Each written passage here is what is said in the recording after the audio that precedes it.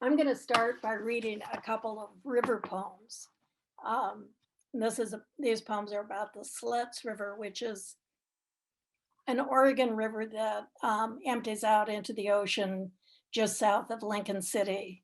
And the river has played a big role in our family's life. And this is the first one. It's called Melco Landing, 1922, a family story. The boys ran down the slippery dock. Their mother, back at the tent, was packing lunch. In the last berth, their boat bobbed on a yellow tow line.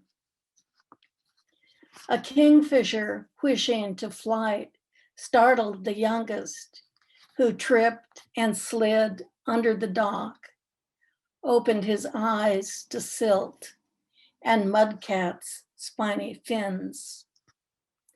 The oldest bellied down on the splintery boards, thrust an arm into the murk, snagged his brother's breeches, hauled him out. All of them are gone now.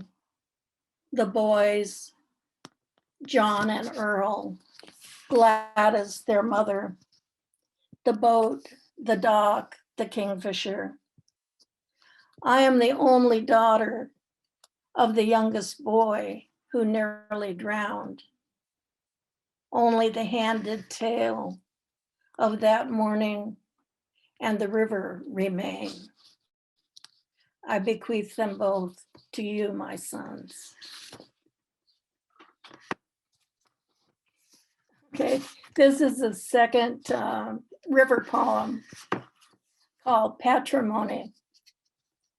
I like to think that this river had a huge role in me becoming a poet, because I spent so much time when I was a girl with my chin on the gunwale of the outboard as my father ferried us upstream, watching the shore go past and all the creatures that lived there, and just like learning how to look at another world. Patrimony, the Slits River, 1948. My dad thinks the river is his, or he is the river's. He ferries us upstream on the tide most weekends after the war, his knee on the tiller, that half moon sailing from the quick of his thumb as he slips his tackle into the current. He lifts one finger to his lips to say silence in the boat, and the bank slips by, an open window to another life.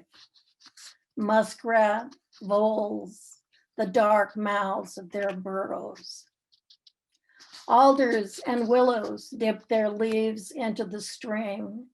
Around a bend, a startle of wings, the cries of the kingfisher. The morning's mist rises over the river's silver face, and I take it in, filling my lungs with the sounds the river breathes. The river opens a space for us as we go, the V behind the boat, fanning to show where we've been. My dad motions me to the bow to watch for snags and deadheads, teaches me to flag with my arms, and I become first boat hand, my mother keeping watch over my brother, playing with his toys. At the riffles, I remove my shoes and pull the boat across the gravel bar so we can reach his favorite holes upstream. Tackle, rod, reel, line, lure, coho, cutthroat, blueback. The river becomes my life's lexicon.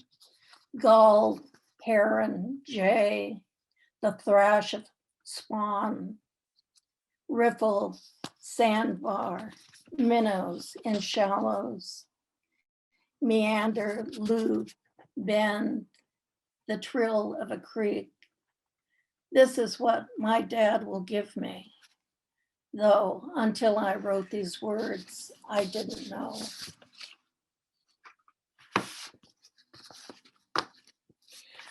This poem was written about the Skagit Valley, where I lived when I was a young mother and wife. Skagit is north of Seattle, about 60 miles.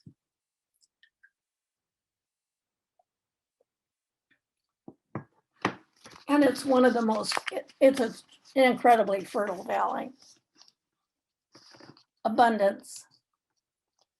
They picked foliotas, chanterelles, stewed them in butter, kneaded cardamom, salt into good brown bread, hiked logging roads for huckleberries, parting the glittering leaves to pluck the ruby fruit. From the farmer down the road, they bought their milk for pennies, churned butter, ice cream. At the sink, they brewed dandelion wine from hundreds of cow pasture suns, morphed them to bottled moonlight. They drove the shore to the reservation where the Swinomish beach seine salmon carried home silver flanks to sweeten on alder fires. Who could blame them for thinking they would never die?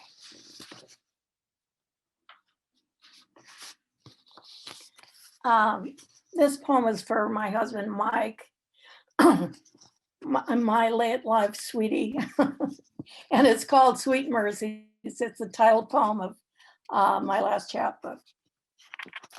Sweet Mercies. It is Sunday afternoon, and we are driving the same road we each drove separately not many years ago. I am bracing a mason jar of dahlias and zinnias between my feet. One orange dahlia nods against my knee, and a yellow zinnia caresses my calf. Something about the dahlia's face, its opulent gold petals, puts me in mind of loneliness. And I think of those local gods, patrons of gardens and fruit trees, minor deities with time on their hands.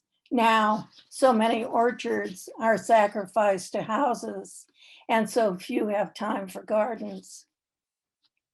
Suppose we were their lark, project, or simple charity, you attracting attention by virtue of the lushness of your plums, and I for the sweetness of my figs.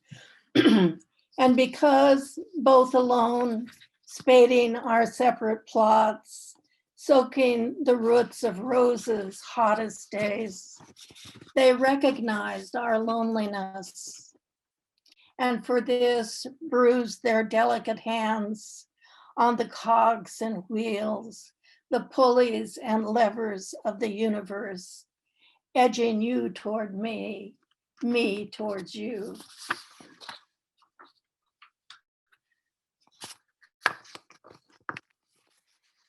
This is a poem about what happened to us all this summer. It's called Heat Dome over Portland.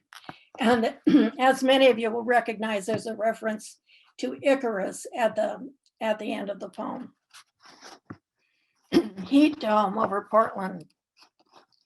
Out here in the West, it is possible to perceive the sun as the fiery eye of an angry god, and the heat melting the asphalt, shriveling the delicate buds of the hydrangeas just as they are ready to bloom, as his breath spewing curses. Eat your heart out, he yells, for the cool maritime breezes, the glaciers and shrinking rivers of ice that curbed my natural tendency to excess. Those white geese on your aunt's farm in Gresham, remember how you used to squish your toes in the cool mud of the pond, how the geese eased like pale boats into the water. their yellow bills and black eyes for once serene. I don't know why I'm wasting my breath, he blasts. Remember what happened to that foolish kid whose dad filched feathers from my holy barnyards, glued them to wings with wax from my sacred honeybees.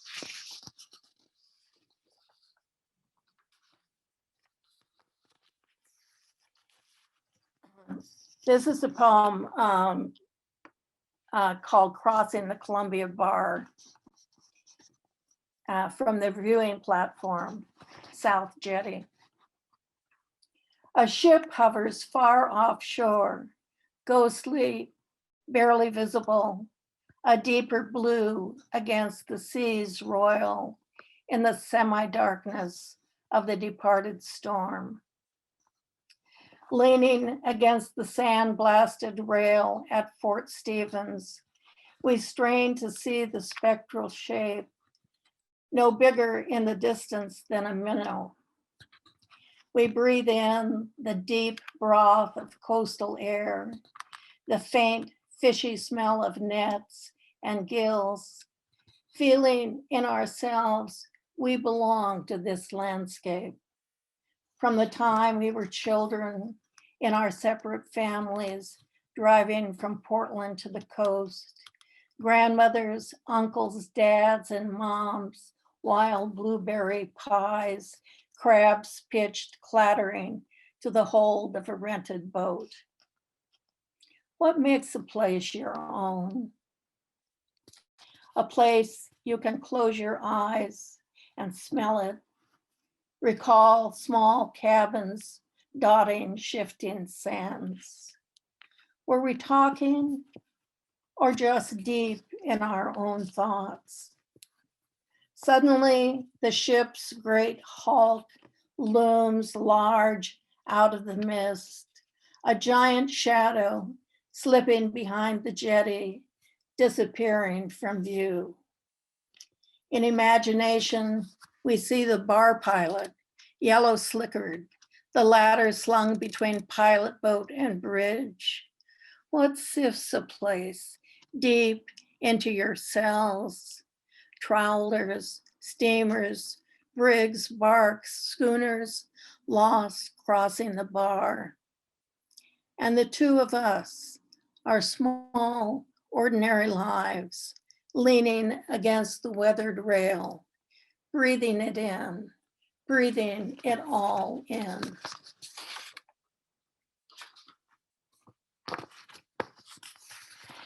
During the pandemic, I read a book by Deborah Ragg-Sykes called Kindred, which is a really thorough book about Neanderthals. And I was just taken with the book. I also listened to it on Audible book.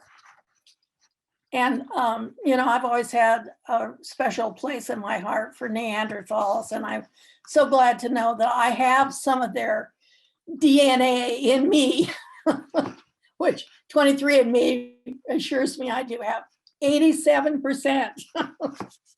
I'm not, whatever they call it, those little pieces of DNA. Anyway, so I wrote this poem. It's called Birthright. Isn't our family about the size of a band of Neanderthals? I say to Mike, as we sit under the fig tree in our backyard. I mean, instead of watching finches cluster like bees at our feeder, we could be watching a herd of bison grazing on the plain below our cave. And our grandkids, instead of playing soccer this afternoon at the local park, their eyes keener, legs thicker, chests barreled broader, could be stalking the beasts. Canny as a pack of wolves, they shadow slip between hooves and heaving flanks to cut one young bull from the herd. The oldest, playing midfielder just as now, click tongues, signals to his cousins. Terrified, we watch as they leap in relays from rock or bush to Harry the yearling, to the blind where our son-in-law waits. Not holding a basting brush dripping fat, as he did at the barbecue last week, but a fire-hardened spear he thrusts deep. And our daughter, shorter and wider, long arms ribboned with muscle, pulls a napped stone blade from a pouch at her waist. With one long slash, belly cuts the dying beast. After all, knowledge is never truly extinguished, is it? She looks up from the bloody kill, gives us a wave. Above her wild mat of hair, she lofts the first steaming lobe of raw liver. Her face shines, her breasts slick with gore.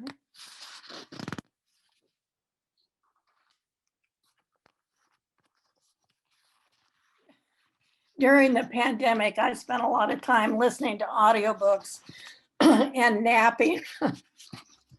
And so I wrote this poem called Listening to an Audio of the Hamlet by William Faulkner.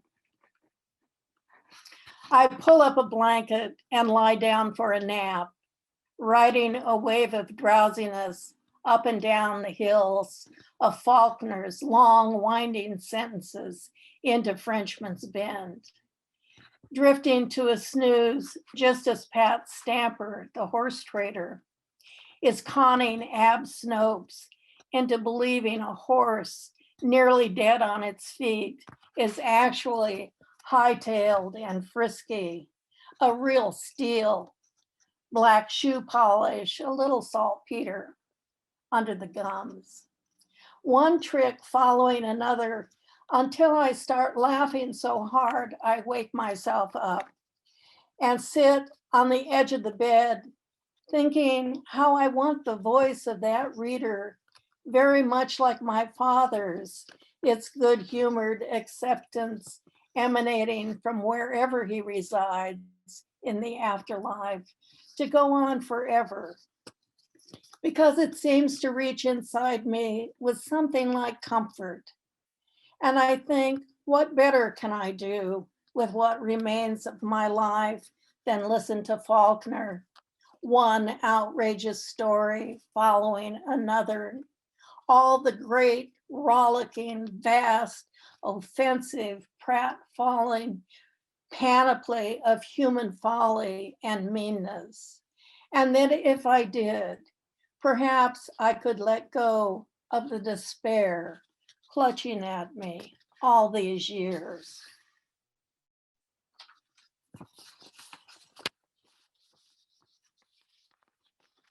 Oh, so another thing I did a lot of during the pandemic is, like all of you, I'm sure, is watch closely what's right around me. And so this is a poem about the wild rabbits in our yard. It's called Wild Rabbit. This morning from my window, I watch a wild rabbit feed by the step near the deck. Her round eyes scan, ears sieve the air. Owl, coyote, that big Manx that patrols our yard. Last week in the garden, I startled her. Her joints seemed to unhinge as she flew, a flattened cartoon version of rabbit, a brindle blur, wing whir, snuffle in the weeds. Under the deck, in a slipper of dirt, is the nursery. Last spring, I saw her kits. I want to learn to live with death like her.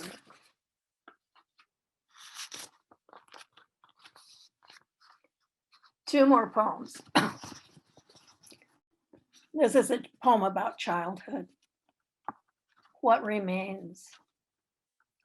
I climbed the apricot tree, girl's feet, monkey gripping the bark, and wedging myself in the V, hid in a wreath of leaves. The grass in the next door lawn peeled away in Crayola green. The road was a seam of purple. The neighbor boy, a red bluer, stalked the crows with his toy arrows. Up there, apricots hung at my fingertips, fat and ripe as little suns. When I bit, sticky juice sugared my lips, ran down my skinny arms. Today, in my 80th year, I stand at the sink, splitting the fruit for jam. Cot stones mound in the basin, like dozens of copper eyes, or catch of burnished coins newly unearthed. And this is the last poem. This poem was for Jim Norris. Hi, Jim. And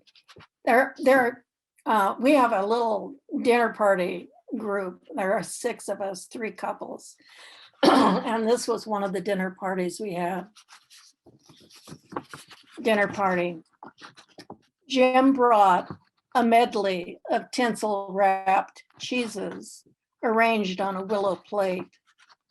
And as he carried it from the car to the picnic table, a few leaves fell amid the silver packets, a russet oak leaf, crisp and dry, a toasty maple, several yellow leaves, birch or alder, fell among the shining squares and triangles.